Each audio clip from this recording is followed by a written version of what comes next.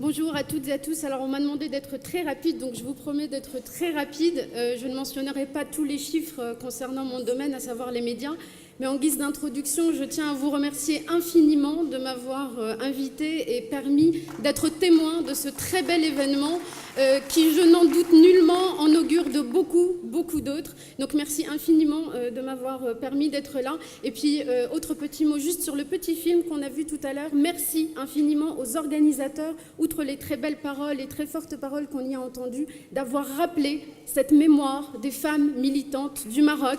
C'est extrêmement important de connaître notre histoire, parce que sans notre histoire, nous ne pouvons aller nulle part. Et aussi parce qu'aujourd'hui, toutes les femmes qui osent un peu de subversion, on les accuse de vouloir pervertir l'état des choses. Alors c'est très important de nous reconnecter à cette mémoire, à cette histoire, pour dire que non, nous ne sommes pas subversives, nous sommes juste les héritières d'un passé dont nous devons être fiers et que nous avons le droit de nous réapproprier, de nous retraduire et aussi de poursuivre. C'est extrêmement important et je tenais à rappeler les organisateurs parce que c'était très bien, je ne le connaissais pas le film, je ne l'avais pas vu, mais merci d'avoir rappelé cette histoire. Alors très rapidement, je vais être très rapide sur les femmes et les médias parce que je manque de temps.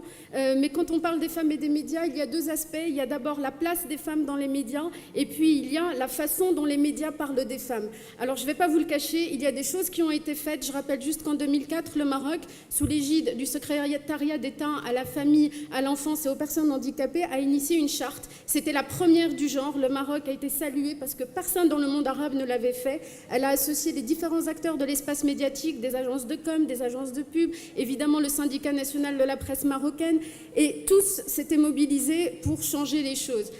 L'état réel des choses aujourd'hui laisse encore malheureusement beaucoup à désirer, en dépit de quelques avancées, que ce soit dans le traitement des sujets, que ce soit quand on fait appel à des femmes pour parler des sujets, on manque encore énormément de visibilité féminine. Je ne parle pas des émissions de cuisine ou de beauté ou de bien-être, il y a pléthore de femmes, y compris aussi quand on parle de la société civile, quand on parle du militantisme, on voit des femmes, mais dès qu'il s'agit de sujets économiques, de sujets internationaux et de sujets politiques, juste un chiffre, dans tous les sujets où les femmes interviennent, les sujets politiques, c'est 6%. C'est le dernier chiffre. Les femmes politiques ont encore trop peu droit à la parole dans les médias et c'est quelque chose qu'il nous faut changer.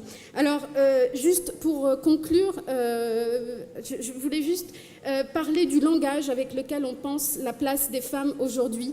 J'aime beaucoup cette phrase d'Albert Camus qui dit que mal nommer les choses, c'est rajouter au malheur du monde. Alors je ne sais pas vous, mais moi je crois qu'il y a déjà beaucoup de malheur dans le monde, donc je serais d'avis à pacifier notre langage.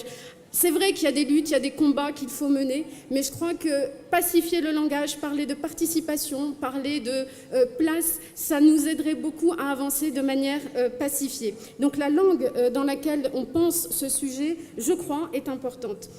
Et puis aussi, parce qu'on est dans un espace aujourd'hui de débat politique, il y a quelque chose qui est fondamental. Aujourd'hui, sur tout un ensemble de questions dont le droit des femmes n'est pas des moindres, il est essentiel qu'on ne laisse pas la société civile d'un côté, la sphère intellectuelle de l'autre, tout seul face à ceux qui voudraient nous faire revenir en arrière, face à ceux qui plaident pour l'immobilisme, face à ceux qui ne voudraient rien voir changer dans notre pays.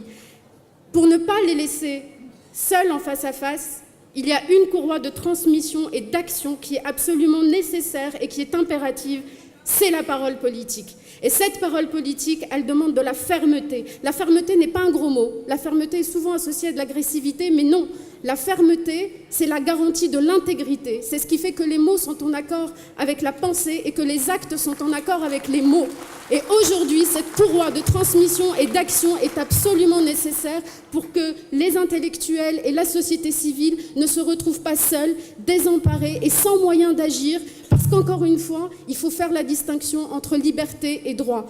J'entends beaucoup, moi j'ai grandi en France, j'entends beaucoup de gens dire que c'est vrai au Maroc on a des libertés, on a la liberté de sortir habillé comme on veut, on a la liberté de faire un certain nombre de choses, mais la loi n'est pas toujours de notre côté. On l'a vu avec l'affaire des jeunes filles d'Inzgan. Sur un élément de loi qui n'était pas assez clair, on a pu se retrouver avec la situation qu'on a connue. Et seuls aujourd'hui les politiques sont en mesure d'agir sur la loi parce que la liberté ne signifie pas le droit et c'est ce combat qu'il nous reste à mener. Je vous remercie. Et puis juste une dernière chose, Madame, tout à l'heure, vous parliez du combat politique comme d'une Olympiade. Ben, moi, à voir l'énergie que j'ai vue ce matin, nul doute que vous êtes dopé pour mener à bien cette Olympiade.